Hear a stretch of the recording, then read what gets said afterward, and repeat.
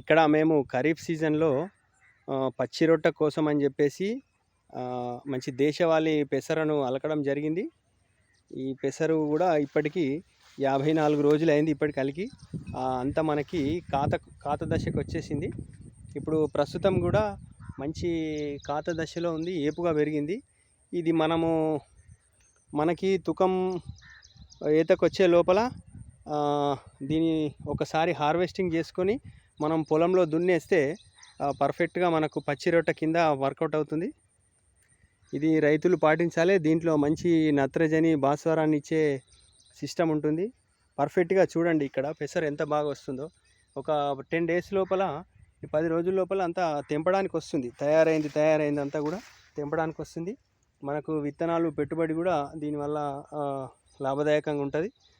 తర్వాత దీన్ని భూమిలో దున్నేసుకుంటే నువ్వు పాస్పేట్ లాంటివి వేయాల్సిన అవసరం అసలు ఉండదు. ఇక్కడ చూడండి, ఒక 1/2 ఎకరం మేము ఈసారి వేసాము.